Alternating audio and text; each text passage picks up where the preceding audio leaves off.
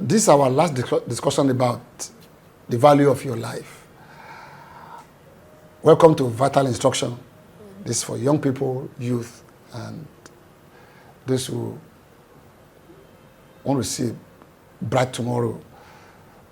And we start with the value of your life, which are called the case against terminating your life, the case against making your life to be useless and not important. We want to spend some time talking about the valuer. You know, if you want to sell land, if you want to sell a house, you bring in what you call a valuer. A valuer is somebody who has been trained to value a property. And you come, inspect the whole place, and set an estimate on the property. And let you know that this is what you can offer it in the market. And this is what is credible people to buy. And so the valuer will help you to put right value upon what you have. And when it comes to human life, who is the valuer? It cannot be economics. It cannot be political. It's not even religious. It's not how much money we can make and how powerful we are politically and how religious we are that determines the value of our life. I love the way the Bible puts it. The Bible said that for God so loved the world that he gave his only begotten son. Wow.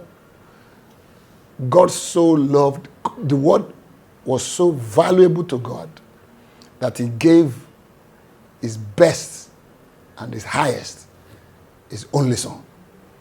That's how valuable and priceless human beings are. He gave his own son and offered his life on the altar of the cross. So I can say this, that the value of your life is the blood of Jesus Christ. And that blood is priceless. Christ gave his life because your life is so important. Don't forget that, ever forget that. Don't forget that, ever. Now, let's look at what God said about your life. There was this man called David who wrote a particular psalm. That's Psalm 139, 139 in the Bible. And it was talking about God and his life and what God was doing with his life, his particular life. Not just the general populace right now, but individually, God was focusing on him. Every one of us is a focus of God's attention. In fact, David said in Psalm 8, what is man that you are mindful of him? Or son of man that you are attending to him? God's attending to us. God is mindful of us rather. So let's look at how he does that in Psalm 139. This is what David said. Oh Lord, you have searched me and known me. You know my sitting down and my rising up. You understand my thought afar off. You comprehend my path and my lying down. And you are familiar with all my ways. Wow. I mean, look at this. Whoever gives you such a kind of a value today, whoever notices you when you enter a stadium, just a regular. But say God knows you're sitting down and you're rising.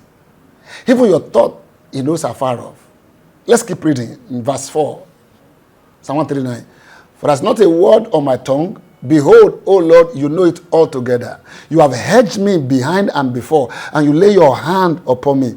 Such knowledge is too wonderful for me. It is high. I cannot attain it. Interesting.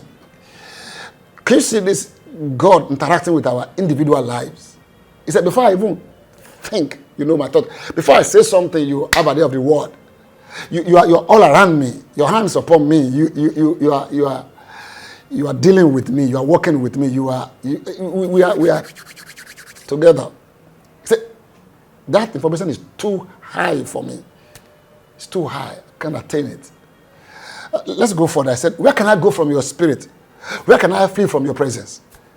If I ascend to heaven, you are there. If I make my bed in hell, behold, you are there. If I take the wings of the morning and dwell in the other part of the sea, even there your hands shall lead me, wherever I go. Let's talk about this life that you have. Listen to this. When you have been formed, David said this, for you formed my inward part. You cover me in my mother's womb. I'll praise you, for I'm fearfully and wonderfully made. Look, this is getting very interesting over here. You are made fearfully and wonderfully.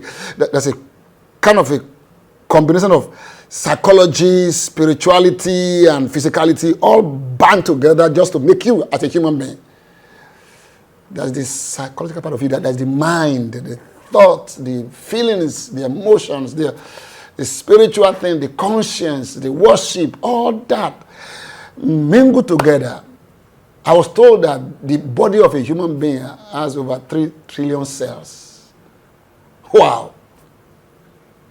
Amazing. You formed my inward part.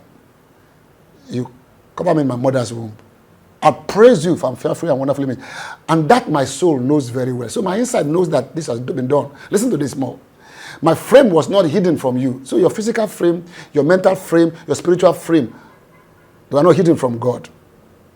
When I was made in secret and skillfully wrought in the lowest part of the earth, when you are a tiny speck in your mother's womb, about to become a human life, God saw you and concerned about you. He said, I was made in secret and I was skillfully worked out. He said, we're talking about God. God, your eyes saw my substance, being yet unformed, and in your book they all were written. The day fashioned for me, when as yet there were none of them. So you can see that your substance, both spiritual, psychological, physical, they were all formed by God. And God got a book where all that stuff written. Can you imagine that? Science today call it DNA. But everything is coded there. And God got a book where everything is coded about your life. So, can I round up like this? How will you respond to this as a young man, as a young woman? You should look forward to life. How? David told us in Psalm 139, verse 17, how precious also are your thoughts to me, O God. How great is the sum of them. If I should count these thoughts, they'll be more in number than the sand. When I awake, I'm still with you. God is asking you to just join in with this thought. God wants to accept this thought that He's made you, He's created you, He's formed you, you are more than what you see. Yeah, I know you're going to have problems, you're going to have struggle, you're going to have challenges, you're going to have disappointment, but your life's bigger than that. So come on. It may be from challenge to challenge. Like David had challenges, but he said, your thoughts are precious to me. And when I'm awake, I will not forget you. I will still be with you. What a God. What a life that we have in Him. You are really valuable. Don't forget that, no matter what you face. God bless you.